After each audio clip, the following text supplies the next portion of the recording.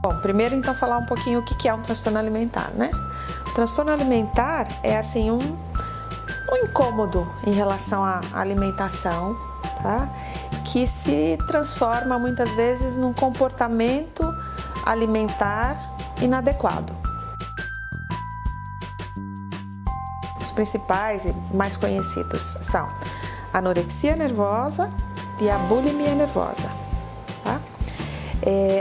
A anorexia nervosa, você provavelmente vai conseguir pensar em alguns exemplos, fotos que você já viu, etc., de pessoas que têm esse transtorno.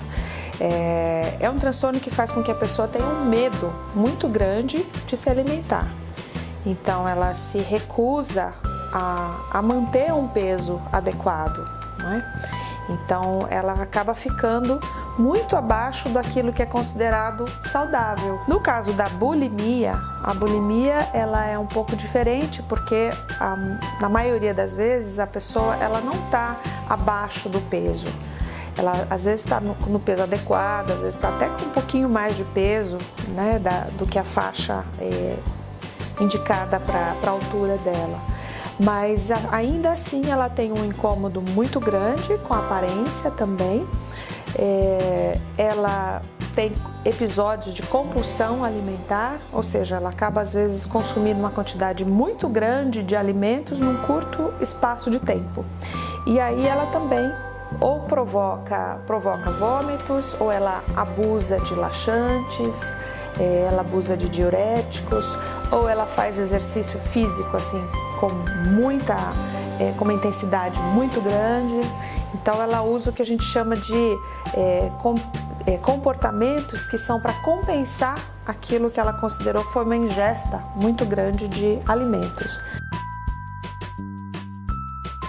São transtornos que podem ser causados por questões de personalidade. Existem muitos autores que hoje falam em componentes genéticos, né? Questões de relacionamento familiar, pressões do ambiente, né? Existe muito a questão do culto em relação ao corpo hoje, muito valorizada em vários contextos sociais. A pessoa, então, por exemplo, na anorexia, ela começa a ter uma perda de peso significativa, né? Os familiares, os amigos, etc., começam a perceber, puxa, aquela pessoa emagreceu muito, né? Se não for uma causa orgânica, se ela não tiver com algum outro quadro clínico, esse é um sinal, né? Outro aspecto que a gente percebe é que as pessoas com, por exemplo, anorexia, elas tendem a ficar mais isoladas socialmente, porque elas não gostam mais de se alimentar na frente dos outros, porque passa a chamar um pouco a atenção a quantidade de comida, né, que ela coloca ali no prato, que é muito diferente das outras pessoas. Então, ela se preocupa com isso.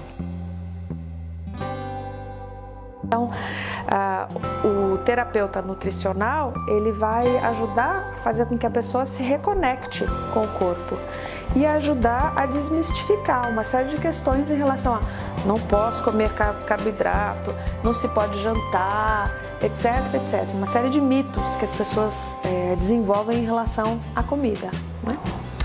O psiquiatra, por sua vez, ele vai tentar identificar se junto com aquele transtorno alimentar ou atrás daquele comportamento alimentar inadequado, daquele transtorno, existem outras questões psiquiátricas envolvidas, né, que a gente vai chamar de comorbidades, doenças que muitas vezes acompanham os transtornos alimentares. Às vezes você tem um quadro de depressão associado, às vezes você tem um quadro de ansiedade. E aí medicamentos podem ser muito úteis, né, para ajudar a tratar aquele quadro que está associado a um transtorno alimentar.